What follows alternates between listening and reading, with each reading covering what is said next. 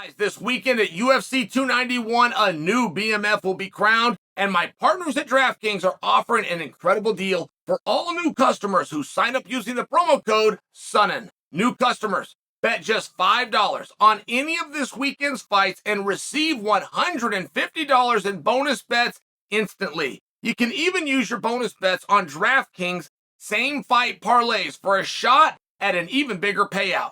Combine multiple bets together from the same fight, including number of rounds and method of victory. Remember, DraftKings is the only place where you can bet same fight parlays. If sports betting is not yet available in your state, don't worry. You can still join in on all the fun with DraftKings Daily Fantasy. So click on the link below and download the DraftKings Sportsbook app right now.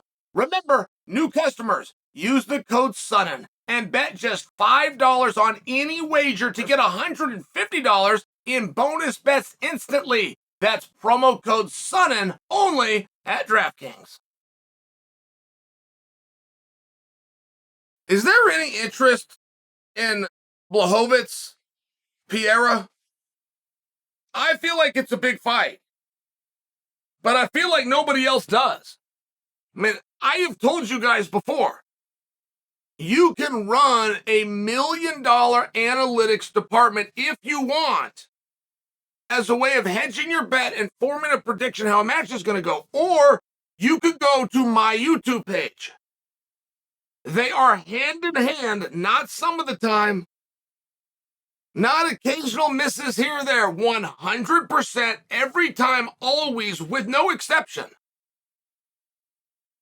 And I'm getting the sense that you guys just aren't that interested. Why is that? What's the miss here? This is the next best thing to a super fight that you've got, right? I mean, you have two world champions from different weight classes. And as opposed to two guys walk out like Hogan Warrior and they both got a belt and they're going to fight for one and they're going to unify it. As opposed to that, they've both been removed of championship status, but now they're going to fight at a weight. I mean, this is parity that you never thought you were going to get. You never thought you were going to get the 85-pound champion versus 205-pound champion. You never thought you were going to get Jan versus Alex. The most decorated kickboxer in the sport versus the Polish Hammer.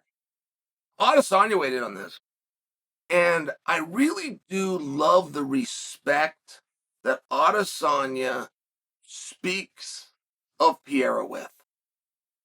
I think it's sportsmanlike. And the whole time that Izzy did it with a little bit of a chip on his shoulder and a little bit of edge to it because he thought he was going to have to see him again.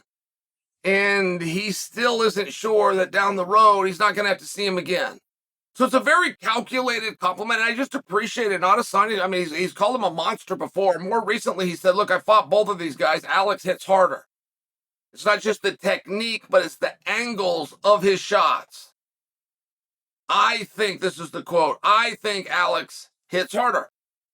I word it like that because I think Alex hits harder lets you know where the power lies in a common opponent's mind, but he does make it sound like it's somewhat close. Right? Like, I think he hits harder is a little bit looser. It's a little bit looser than a laugh and going, oh my God, Alex, oh jeez. Nothing like it, right? It's different. That speaks to a compliment also of Jan's power. Daniel Cormier came out and said, I've seen Jan almost decapitate people. Alex cannot get hit by him. And Alex is awesome. I mean, when he hits mitts, you can see you're watching a different animal there. But some of his basics are garbage. I can't just say bad. I can't just say not good. They're garbage. If you're in a fist fight and you're doing it with your hands down, it doesn't matter if they're down here where Alex keeps his. It doesn't matter if they're down here or if they're cut off completely, if they're tied behind your back. There's no difference. If you don't use them to protect your face, there's no difference. There's no difference if they're here or here. Like, this isn't better than here, or here's better, or here's better, or here's better, or here's better, or here's better. They all suck until they're here. And I'm only bringing that to you because the better you get, the more you let those basics go. It's cool. I came from the world of wrestling. When a guy gets good, he'll start wrestling, he'll start putting his elbow on his knee. On the first day of wrestling practice, the coach will tell you, do not put your elbow on your knee. And you don't see anybody put their elbow on the knee, except for guys on their first day before they get straightened out, or a guy that's really good. Then he wrestles with his elbow on his knee. So it's one of these things to demonstrate just how good I am. And I don't want to pick on Alex. I just bring it to you that from a fundamental standpoint, if you're a young kid and you're watching and there's the champ, don't fight like him. Don't put your hands down, ever, in a fight. He got him knocked out last time, and if he gets knocked out this time, he's likely to be knocked out because his hands are down.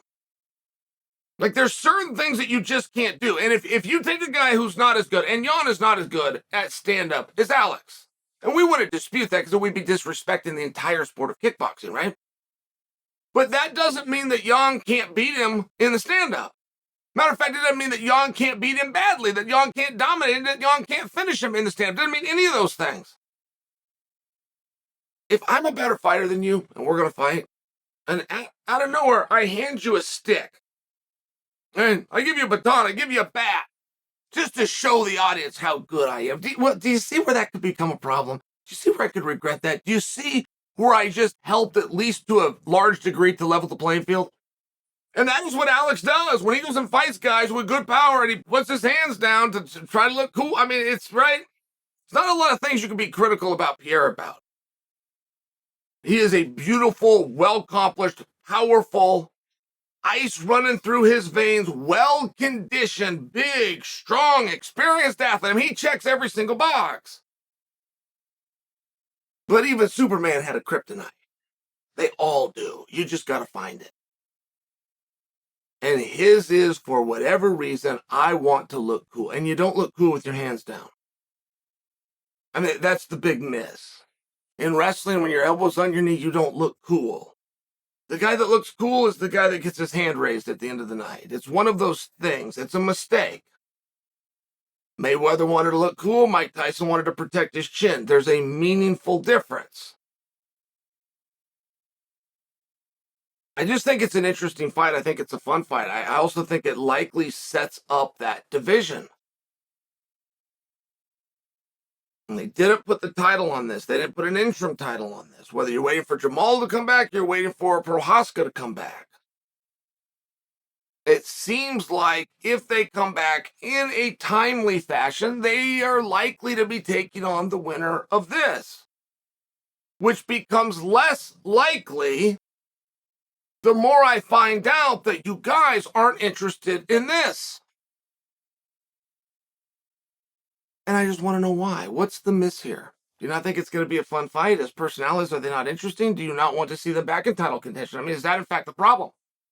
Have we identified the wrong match as a number one contenders match, and that's annoying to you? I'll listen to anything. But please don't deny. Please don't leave me comments and tell me, oh, we love it, Chael.